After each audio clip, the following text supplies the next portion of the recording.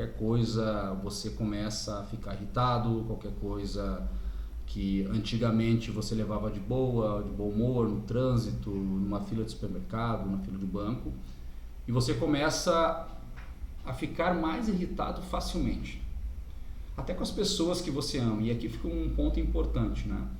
Normalmente, uma crise de estresse e de ansiedade, ou até um TAG, ela acaba dando sinais, por exemplo, não é raro profissionais e pessoas com alto nível de demanda explodirem seus conflitos de estresse com as pessoas que mais amam.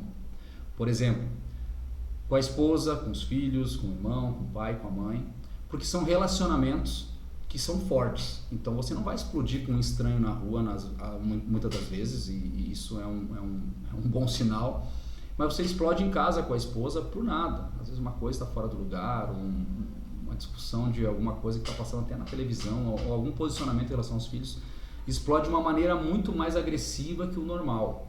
E por que você faz isso? Você faz isso e ainda justifica que está estressado, está cansado, que ninguém te entende, enfim.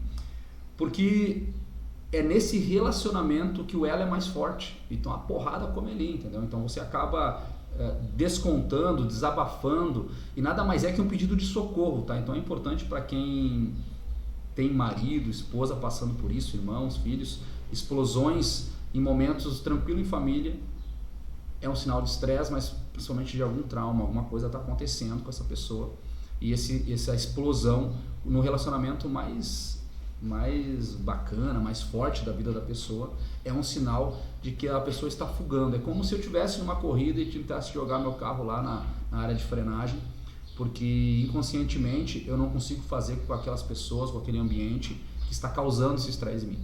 E essas pessoas costumam ser muito inteligentes, muito duras e autocríticas, e costumam não desabafar com as pessoas. Então o subconsciente começa a pedir socorro para aquelas pessoas que ela ama, para aquelas pessoas que ela tem mais segurança em explodir. Então inconscientemente, se a pessoa toma uma postura mais agressiva, toma uma postura muito mais explosiva diante de coisas pequenas, e isso são sinais de que alguma coisa não está bem, de que alguma coisa precisa ser tratado. E quando você olha a longo prazo, e eu sei com propriedade, eu passei por isso em diversos momentos da minha carreira, de estar em casa, coisas pequenas, meu filho derrubar alguma coisa na mesa, sei lá, um prato quebrar, com alguma inabilidade, algum acidente normal doméstico, tranquilo, que acontece, né, onde tem crianças, tem um ambiente de muita gente, e coisas que passavam desapercebido, coisas sem valor, eu acabava explodindo, ficava mais irritado, aquilo eu cobrava das pessoas que não valorizavam os objetos e por isso não cuidavam, ou que ninguém me respeitava. Eu estava às vezes levando trabalho para casa e na minha inconsciência ou na minha inocência ou na minha justificativa de dizer que está perto da família, mesmo trabalhando desligado da família, mas trabalhando ali, levando trabalho para casa, sobrecarregado, as pessoas queriam ouvir uma música, ver alguma coisa, conversar contigo, e às vezes esses pequenos ruídos, vamos dizer assim, durante o trabalho, só que na tua casa, tu acaba explodindo,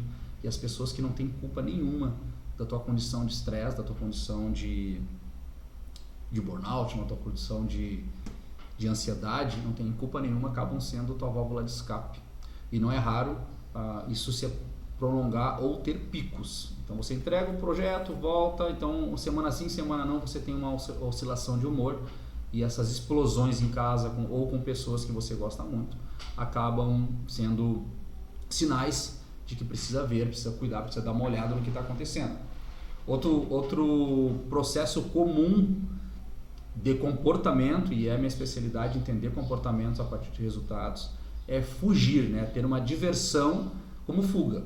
Então levar o filho para passear, ir no cinema e não curtir, ir passear e não aproveitar, ir visitar um amigo e chegar lá, parece que eu estou fazendo aqui. Então na verdade o passeio, a diversão, o cinema, até sair para jantar ao restaurante, acaba sendo uma fuga pelo sentimento de culpa, sabendo que tem alguma coisa que não está legal.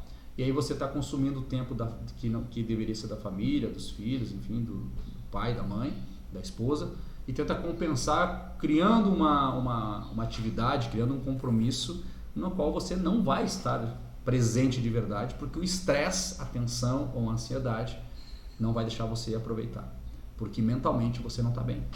Mentalmente você não está em condições de aproveitar aquilo. Em qualquer outro cenário você estaria, mas nesse momento, quando você passa por um tipo de dificuldade, está com algum trauma, está acontecendo alguma coisa em relação a estresse, em relação a ansiedade, ou até mesmo daqui a pouco uma síndrome de impostor, que eu vou falar isso para ti em outro momento, o que significa.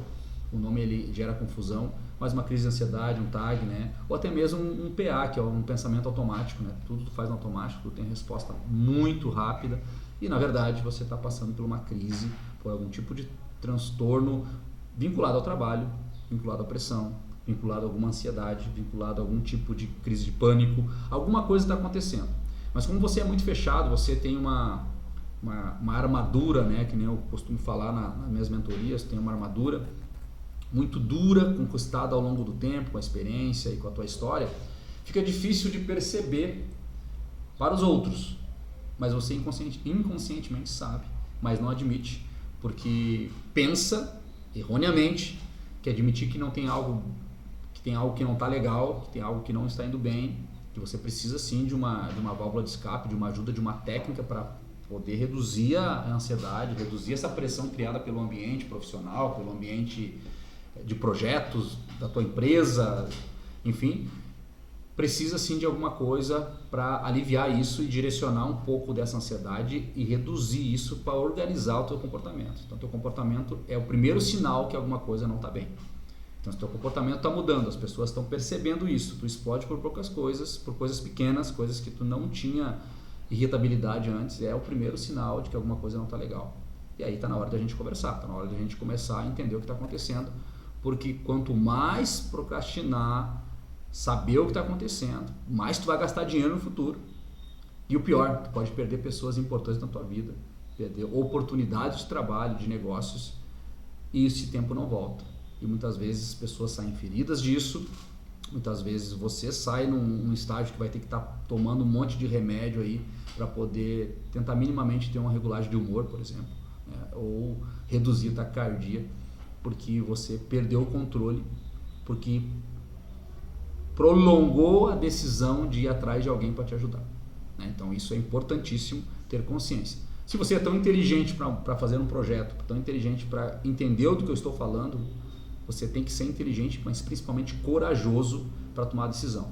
E como eu digo para todo mundo, o que mais demora numa terapia, o que mais demora num tratamento, num processo terapêutico, num processo de recalibragem cerebral para moldar um comportamento que a gente entende que é o ideal para uma pessoa, que uma pessoa precisa para ter as suas atividades normalizadas, o que mais demora é a decisão. O que mais demora num tratamento é a decisão. Então, precisa tomar a decisão de que precisa de ajuda, precisa buscar ajuda com alguém, e é por isso que eu estou aqui para falar contigo.